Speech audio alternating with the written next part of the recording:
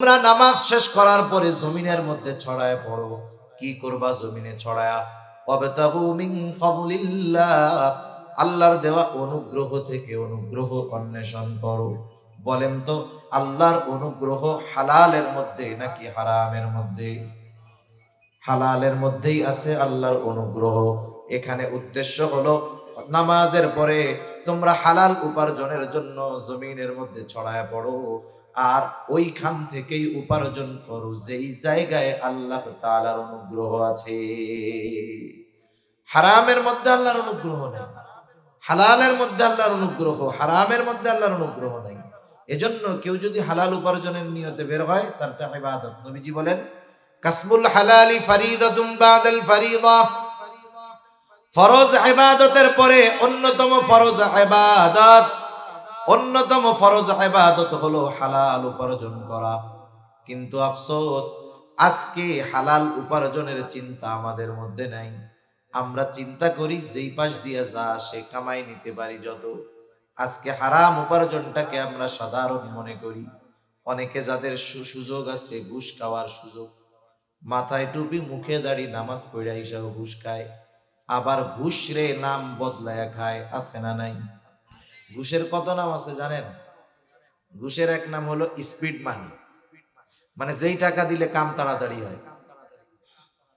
ঘুষের আর এক নাম হলো চা খাওয়ার পয়সা। চা খাইতে কয় টাকা লাগে?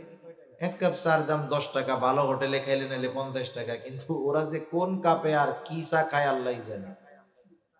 যেটা কম খায় ওইটারও বলে এক কাপ চার দাম 1000 টাকা। কয় চা পানের কিছু টাকা দিলেন না?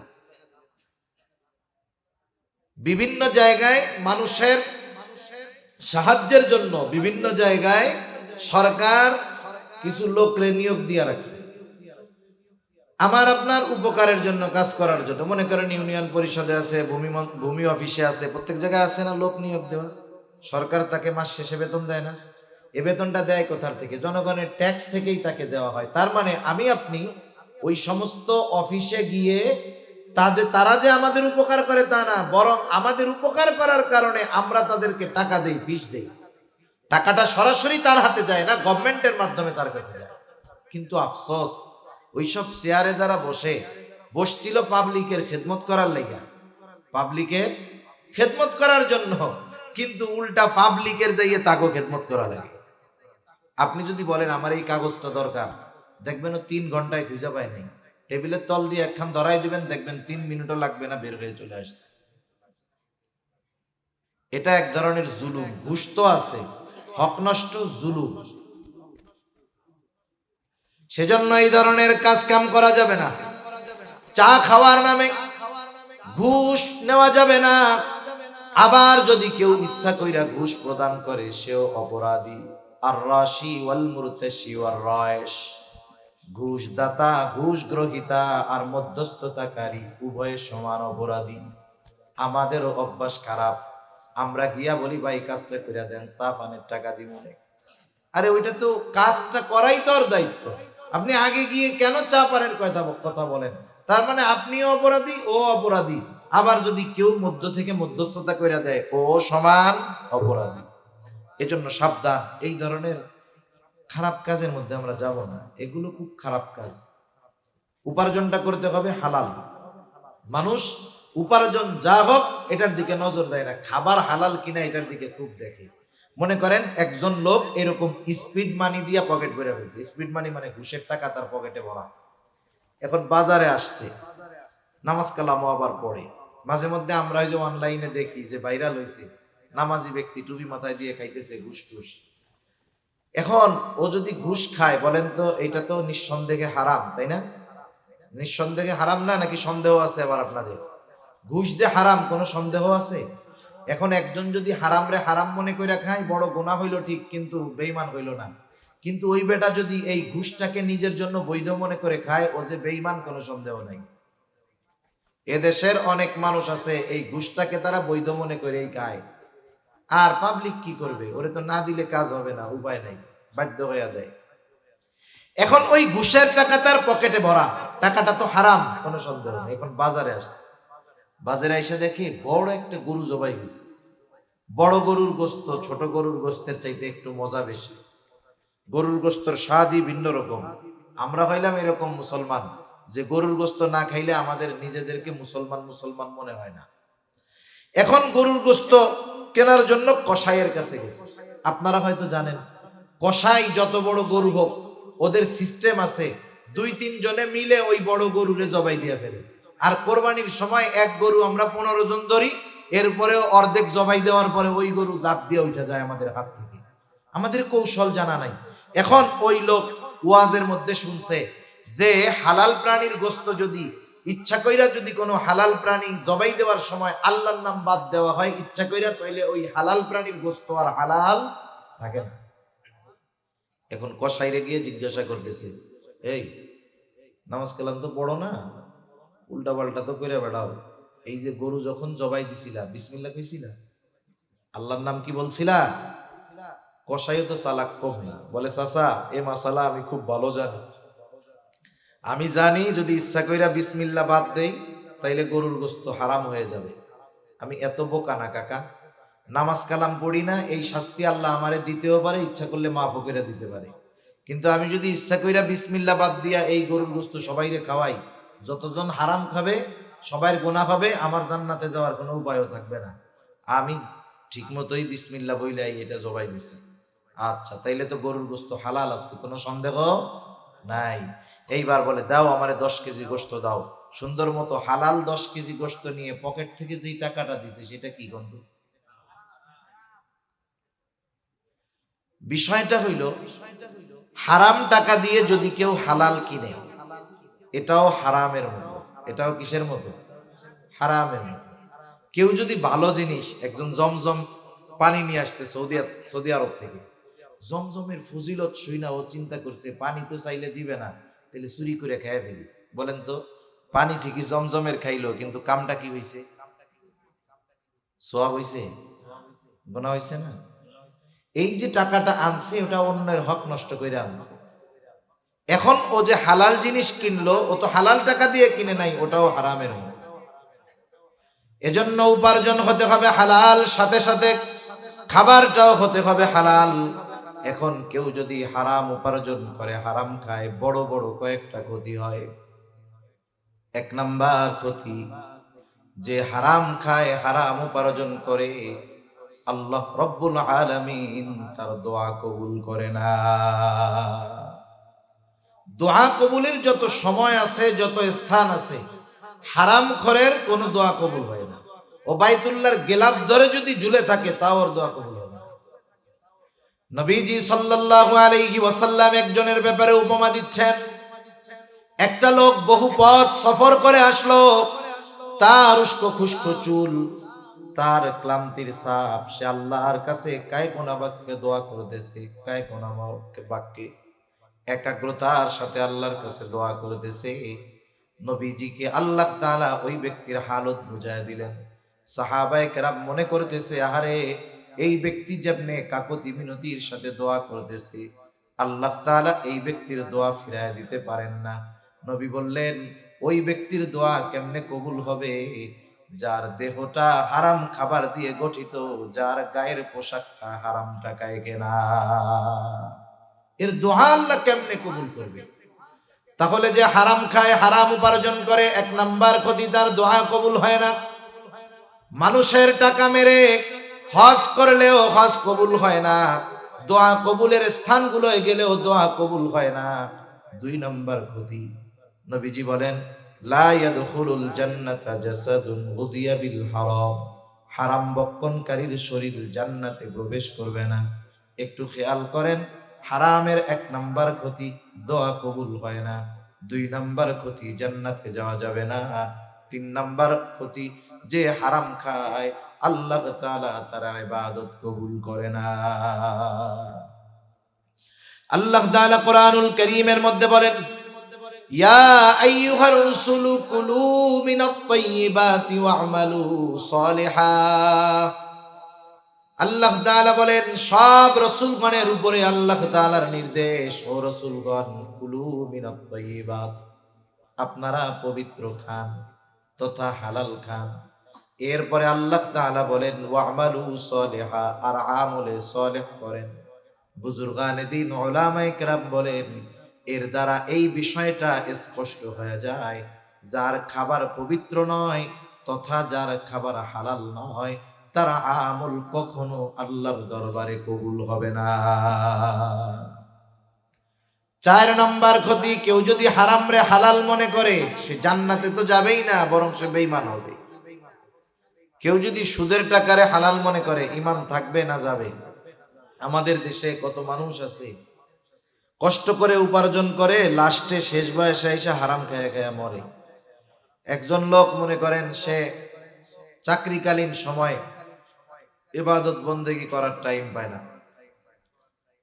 ঘুষ টুসও খায় না, যতটুকু তার বেতন ততটুকু দিয়ে কষ্টে মষ্টে সংসার পরিচালনা করে। এইবার ওই লোকটার চাকরিকালীন সময় শেষ, চাকরিকালীন সময় শেষ, এখন সে মসজিদ থেকে আর বাহিরই হয় না। আগে মসজিদে ঢুকতে পারতো না, এখন মসজিদ থেকে কি হয় না, বাহির হয় না। এখন একজন তারে জিজ্ঞাসা করতেছে, কি ব্যাপার চাচা, আগে তো নামাজ কালাম পড়তেন না, এখন তো দেখি মসজিদ থেকে বাইরে হন না। কয় আগে তো উপার্জনের টেনশনে পরিবার চালাবো কেমনে এই চিন্তায় নামাজ পড়ার টাইম পাইতাম না। তা কি বলেন, আগে তো চাকরি ছিল এখন তো চাকরি নাই। বলে আলহামদুলিল্লাহ আগের চেয়ে আরো ভালো আছে। কেমনে ভালো আছে?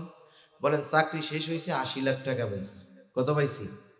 80 লাখ টাকা পাইছি। এই 80 লক্ষ টাকা একসাথে ব্যাংকের মধ্যে ফিক্সড ডিপোজিট করে জমায় রাখছে। এখন মাসে মাসে 50,000-এর উপরে ওই জায়গা থেকে পাই, আলহামদুলিল্লাহ ভালো চলতেছে।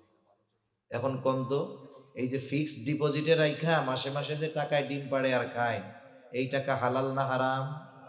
সুস্পষ্ট সুদের টাকা, খাইতেছে সুদের টাকা, বলতেছে আলহামদুলিল্লাহ। কেউ মনে করেন মদ খাবে, মদ খাওয়া হারাম, কেউ যদি মদ খায় সে বেঈমান হবে না, কিন্তু বড় এক গুনাহ করলো। কিন্তু কেউ যদি একটু ঠাট্টা মস্কারি করতে যায়, কয় বিসমিল্লাহ কইয়া মদ খায়, ও সাথে সাথে বেঈমান হয়ে যাবে, কোনো সন্দেহ নেই। খাইতেছে সুদের টাকা, বলে আলহামদুলিল্লাহ। এই যে ওইটাকে হালাল মনে করতেছে, বৈধ মনে করতেছে, হারামকে হালাল মনে করার কারণে সে ঈমান হারা হয়ে যাইতেছে, ঠিক কিনা বলেন? এজন্য আমরা যেই বিষয়গুলো আলোচনা করতেছিলাম, আল্লাহ তাআলা বললেন ইমানদার নারী হোক আর পুরুষ হোক, সে যদি আমলে সালেহ করে, কয় ধরনের পুরস্কার জোরে বলেন? ইমানদার নারী হোক আর পুরুষ হোক, আমলটা যদি আল্লাহর দরবারে কবুল হতে হয় কিছু শর্ত আছে। 1 নাম্বার অন্যতম শর্ত হলো ইবাদতটা হবে আল্লাহর সন্তুষ্টির জন্য। 2 নাম্বার ইবাদতটা হবে রাসূলুল্লাহ সাল্লাল্লাহু আলাইহি ওয়াসাল্লামের পদ্ধতিতে। 3 নাম্বার ওই ইবাদত, সে যেই ইবাদত করবে সেই ইবাদতের সকল মাসলা মাসাইল জানা থাকতে হবে। 4 নাম্বার তার উপার্জন এবং খাবার উভয়টাই হালাল হতে হবে। এই বিষয়গুলো ঠিক থাকার পরে যখন মুমিন কোন ইবাদত করবে, ওই ইবাদত যত ছোট হোক না কেন, তার ওই ইবাদত যিনি কবুল করবেন তিনি কে? ইবাদত যদি কবুল হয় 2 ধরনের পুরস্কার আমি শেষ করে দিব। 2 ধরনের পুরস্কার। 1 নাম্বার আল্লাহ তাআলা বলেন ফালানুহইয়ান্নাহু হায়াতান তাইয়্যিবা। 1 নাম্বার হলো ওই মুমিন নারী অথবা পুরুষকে দুনিয়ায় পবিত্র জিন্দেগি দান করা হবে, পবিত্র হায়াত তাকে দেওয়া হবে। ফালানুহইয়ান্নাহু হায়াতান তাইয়্যিবা, তাকে হায়াতে তাইয়্যিবা দেওয়া হবে। আমরা অনেক সময় দোয়া করি না, আল্লাহ আপনি আমাদের হায়াতে তাইয়্যিবা দেন, অমুককে হায়াতে তাইয়্যিবা দেন। হায়াতে তাইয়্যিবা মানে কি? মুফাসসিরিনে কেরাম যে কয়েকটা অর্থ করেন, এর সমষ্টিগত অর্থটা এরকম আসে যে সচ্ছলতার সাথে অমুখাপেক্ষী ইবাদত গুজার, ইবাদত করার সাথে তার গোটা হায়াত অতিবাহিত হবে। তার মানে সে দুনিয়ার জগতে ইবাদতের মজা পাবে, দুনিয়ার জগতে অমুখাপেক্ষী থাকবে। আল্লাহ তাআলা তাকে হালাল ভাবে সুখ, স্বাচ্ছন্দ্য, শান্তি প্রদান করবে। এ দুনিয়াতে তার যতটুকু প্রয়োজন ওইটুকুর ব্যবস্থা আল্লাহ তাআলা করবে। সুবহানাল্লাহ। এখন বলেন, আমার যদি কারো কাছে হাত পাতা না লাগে, দুনিয়ায় যতটুকু প্রয়োজন ততটুকুর ব্যবস্থা যদি হয়ে যায়, ইবাদতে যদি আমি মজা পাই, গুনার থেকে যদি বাঁচতে পারি, তাইলে এর মতো সুন্দর হায়াত, এর মতো সুন্দর জীবন অতিবাহিত করা আর কিছু কি হইতে পারে? আল্লাহ তাআলা বলেন হায়াতে তাইয়্যিবা, উত্তম জিন্দেগি আমি তাকে দান করব। এক ধরনের পুরস্কার। দ্বিতীয় ধরনের পুরস্কার আল্লাহ তাআলা দিবেন আখিরাতে। আমি শুরুতেই বলেছি আল্লাহ তাআলা দুনিয়াতে কোন সৎকর্মশীলের সৎকর্মের পূর্ণ প্রতিদান আল্লাহ দুনিয়াতে দেন না, সাম্যক দেন, কিন্তু মূল প্রতিদান দিবেন আখিরাতে। এরপরে আল্লাহ তাআলা বলেন কি দিব তাকে, ওয়ালা নাজজিয়ান্নাহুম আজরাহুম বিআহসানি মা কানু ইয়ামালুন। দুনিয়াতে সে যা ইবাদত করছে ওই ইবাদতের তুলনায় অনেক অনেক গুণ বেশি উত্তম প্রতিদান আমি আল্লাহ তাআলা তাকে দিব। সুবহানাল্লাহ। তাহলে আমরা যেই ইবাদত করি দুনিয়ায়, ওই ইবাদতের চাইতে বহুগুণ বেশি উত্তম প্রতিদান আল্লাহ তাআলা আমাদেরকে আখিরাতে দিবেন। এজন্য সম্মানিত সুধী, আমরা হারাম থেকে বাঁচবো, ইবাদত গুলো ছোট হোক, আল্লাহর দরবারে যেন কবুল হয়, এই বিষয়গুলোর ব্যাপারে ঠিক থাকবো। মনে রাখবেন, হারাম এমন এক জিনিস, বিশেষ করে খাবার উপার্জন, এটা এমন এক জিনিস যে এটার কারণে আমার উপরে শুধু প্রভাব পড়ে তা নয়, এটার কারণে আমার পরবর্তী জেনারেশনের উপরেও প্রভাব পড়ে। হালাল খাবারের কথা আসলো বইলাই দেই। আপনারা যারা সোশ্যাল মিডিয়ায় ফেসবুক টেসবুক আছে দেখবেন, কয়দিন ধরে একটা ছবি আমরা দেখতেছি যে একটা পেজ থেকে এরকম ছাড়ছে যে এই মাসে মূল লাগো 20 কেজি গরুর মূত্র, গোমূত্র আর গোবর খাওয়াইছি। এরকম ছবি কেউ দেখছেন আপনারা? দু একজন দেখছেন কিনা জানি না। এটা খুব আকারে এখন চলতেছে। তার মানে কি বোঝা গেল, আমরা যে মিষ্টি খাই অমুসলিমদের দোকান থেকে, মুরব্বীদের মুখে খালি শুনতাম যে গরুর মূত্র দেয়, মাঝে মধ্যে গোবর দেয়, এখন ওরা নিজেই এটার স্বীকৃতি দিচ্ছে যে এটা আমরা দিয়ে মুসলমানদের খাওয়াই।